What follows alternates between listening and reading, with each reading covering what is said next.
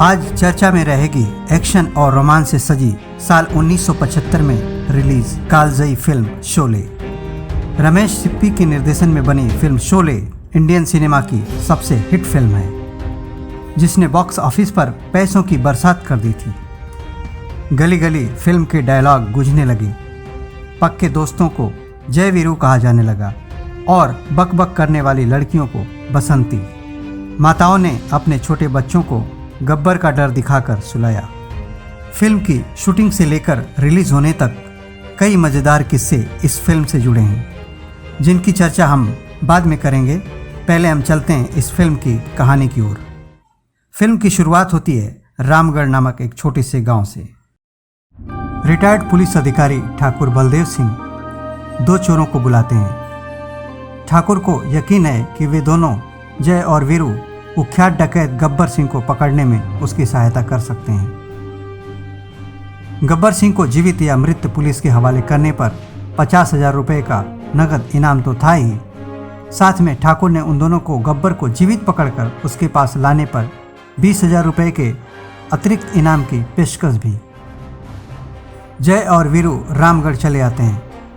एक दिन गब्बर के 3 साथी रामगढ़ के गाँव वालों से अनाज लेने आते हैं, लेकिन जय और वीरू की वजह से उन्हें खाली हाथ जाना पड़ता है।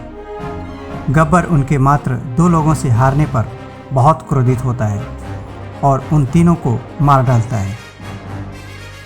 इसके बाद वह होली के दिन गांव पर हमला करता है और एक लंबी लड़ाई के बाद जय और वीरू को बंधक बना लेता है। ठाकुर उन दोनों की मदद करने की स्थिति में होते हुए भी उनकी मदद नहीं करता, ऐसा वीरू को लगता है। जय, वीरू और डाकुओं के बीच जबरदस्त गोलीबारी होती है। गब्बर और उसके साथी भाग खड़े होते हैं। इधर जय और वीरू ठाकुर के इस व्यवहार से नाराज होकर गांव छोड़कर जाने का मन बना लेते हैं। तब ठाकुर उन्हें बताता है कि किस तरह कुछ वर्ष पहले उसने गब्बर को गिरफ्तार किया था, पर वो जेल से भाग गया और फिर बदला लेने के लिए उसने पहले तो ठाकुर के पूरे परिवार को मार डाला और फिर ठाकुर के दोनों हाथ काट दिए।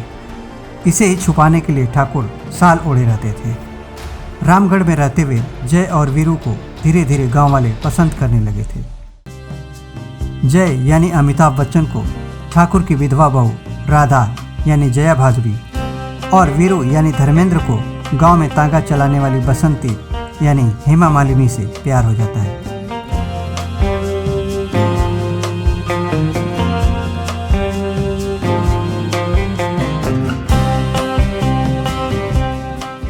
इसी बीच जय, वीरू और गब्बर के बीच छोटी मोटी तकरारें होती रहती हैं और एक दिन उसके आदमी बसंती को पकड़ कर ले जाते हैं।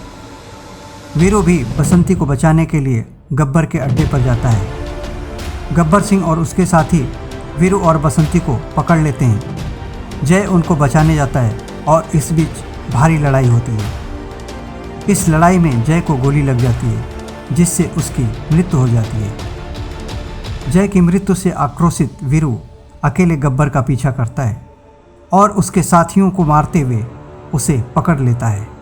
दोनों के बीच हाथापाई होती है, जिसमें वीरू गब्बर को मारने ही वाला होता है कि ठाकुर वहां आ जाता है और गब्बर को जीवित उसके हवाले करने का जय का वायदा याद दिलाता है।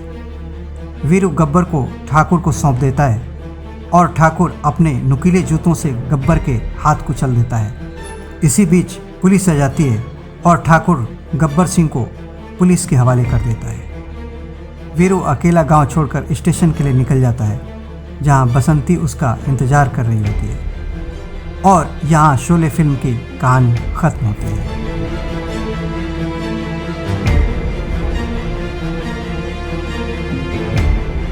फिल्म शोले में कुल 6 गाने हैं, जिन्हें संगीत दिया है R.D. बर्मन ने और गीत आनंद बख्शी ने लिखे हैं। आवाज़ें दी हैं किशोर कुमार, लता मंगेशकर, मन्ना डे और R.D. बर्मन ने। शोले फिल्म की कहानी मार्च 1973 से लिखना आरंभ हुई थी। रोजाना सुबह 10 से 11 बजे के बीच सलीम जावेद तथा रमेश सिप्पी स्टोरी लिखने बैठ जाते। घंटों स्टोरी पर डिस्कशन होता है। इस दौरान चाय, सिगरेट और बियर की ढेर सारी बोतलें खाली हो जाती थी। फिल्म में अमजद खान को गब्बर सिंह डाकू का जो नाम दिया गया है वह असली डाकू का नाम है। सलीम के पिता उन्हें डकैत गब्बर के बारे में बताया करते थे।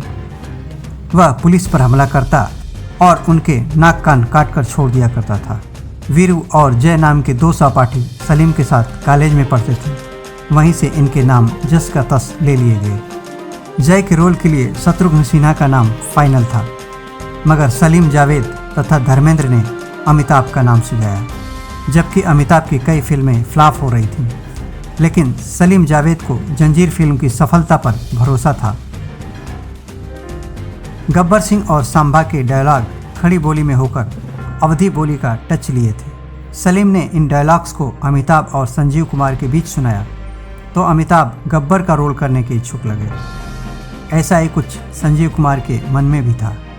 फिल्म की कहानी जब धर्मेंद्र ने सुनी तो उन्हें ठाकुर का रोल दमदार लगा, क्योंकि कहानी ठाकुर और गब्बर की लड़ाई के बीच की है। उन्हें वीरू के रोल में ज़्यादा दम नज़र नहीं आया। तब रमेश सिप्पी को तरकीब सूझी। उन्होंने धर्मेंद्र से कहा कि ठाकुर को तो फिल्म में रोमांस करने का मौका ही नहीं मिलेगा, जबकि वीरू के हीरोइन हेमा मालिनी के साथ कई रोमांटिक सीन हैं। धर्मेंद्र का दिल उस समय हेमा पर आया हुआ था। संजीव कुमार भी हेमा को पसंद करते थे। सिप्पी ने कहा कि वे वीरू का रोल संजीव कुमार को दे देंगे। तरकीब काम कर गई और धर्मेंद्र वीरू का किरदार निभाने के लिए राजी हो गए। शूटिंग के दौरान हेमा मालिनी के साथ रोमांटिक सीन करते समय धर्मेंद्र जानबूझकर गलतियां करते थे ताकि रीटेक हो जाए और उन्हें हेमा के साथ ज़्यादा वक्त गुजारने का अवसर मिले। जब यह बात समझ में आ गई कि धर्मेंद्र जानबूझकर ये हरकतें कर रहे हैं तो धर्मेंद्र ने दूसरी चाल चली। वे यूनिट मेंबर्स को गलतियां करने के बदले में पैसे देते थे। धर्मेंद्र जानते थे कि संजीव कुमार भी हेमा पर लट्टू हैं, इसलिए वे हेमा के इर्द गिर्द ही रहते थे ताकि संजीव कुमार को हेमा से बात करने का अवसर न मिल सके। शोले में गब्बर सिंह को मॉडर्न डकैत के रूप में दिखाया गया है जो सैनिक पोशाक पहनता है। इसके पहले दिलीप कुमार की गंगा जमुना या सुनील दत्त की मुझे जीने दो फिल्म में डाकू धोती कुर्ता में आए थे, ललाट पर लंबा तिलक। ये सिप्पी को पसंद नहीं था। डाकू गब्बर सिंह का रोल पहले पहल डैनी करने वाले थे, लेकिन वह फिरोज़ खान की फिल्म धर्मात्मा के लिए डेट दे चुके थे। इस फिल्म की शूटिंग अफगानिस्तान में होनी थी। फिरोज और रमेश सिप्पी दोनों अपने शेड्यूल बदलना नहीं चाहते थे, लिहाजा डैनी के हाथ से शोले फिसल गई। शोले फिल्म की शूटिंग कर्नाटक राज्य के रामनगरम क्षेत्र के चट्टानी इलाकों में 2.5 साल तक चली थी। लोकेशन हंटर राम एडेकर रमेश सिप्पी की टीम में कोलंबस की तरह थे। रमेश सिप्पी नहीं चाहते थे कि इस बार चंबल की घाटी या राजस्थान जाकर दर्शकों की परिचित डकैत लोकेशन पर शूटिंग की जाए। मंगलौर, बंगलौर और कोचीन में सफ़र करते आखिर में राम एडेकर को बंगलौर के पास की जगह जो पहाड़ियों से घिरी थी पसंद आई। इस लोकेशन पर इंग्लिश फिल्म माया की शूटिंग पहले हुई थी। बड़ी बड़ी बिल्डिंग साइज की चट्टानें, बीहड़, सूखे पेड़, उबड़ खाबड़ रास्ते। शोले फिल्म में गब्बर की गुफा और ठाकुर का घर मीलों दूर दिखाया गया है, लेकिन सचमुच में दोनों पास पास थे।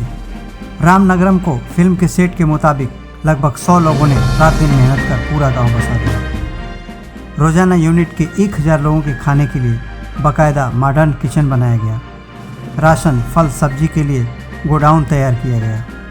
घोड़ों के लिए तबेले का इंतजाम करना पड़ा। बंगलौर हाईवे से रामनगरम तक एक सड़क भी बनाई गई। टेलीफोन लाइन, बिजली के खंभे खड़े कराए गए।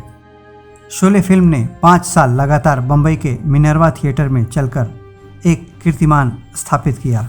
इसके पहले बॉम्बे टॉकीज की फिल्म किस्मत कलकत्ता में लगातार 3.5 साल तक चली थी। शोले का रिकॉर्ड दिलवाले दुल्हनिया ने तोड़ा। शोले जब 15 अगस्त 1975 को रिलीज हुई तो शुक्रवार और शनिवार बॉक्स ऑफिस पर इस फिल्म को वैसी सफलता नहीं मिली। भारी बजट की भव्य फिल्म का यह हाल देखकर डायरेक्टर रमेश सिप्पी चिंतित हुए। रविवार को उन्होंने अपने घर पर मीटिंग रखी, जिसमें लेखक सलीम जावेद को भी बुलाया गया। फिल्म के कमज़ोर प्रदर्शन का अर्थ ये निकाला गया कि अंत में अमिताभ के किरदार की मौत को दर्शक शायद पसंद नहीं कर रहे हैं। रमेश सिप्पी ने प्रस्ताव रखा कि फिल्म का क्लाइमैक्स बदला जाए। लोकेशन पर पहुंचकर वे नया क्लाइमैक्स शूट कर लेंगे और बाद में फिल्म में जोड़ देंगे। सलीम जावेद को नया क्लाइमैक्स लिखने की जिम्मेदारी दी गई।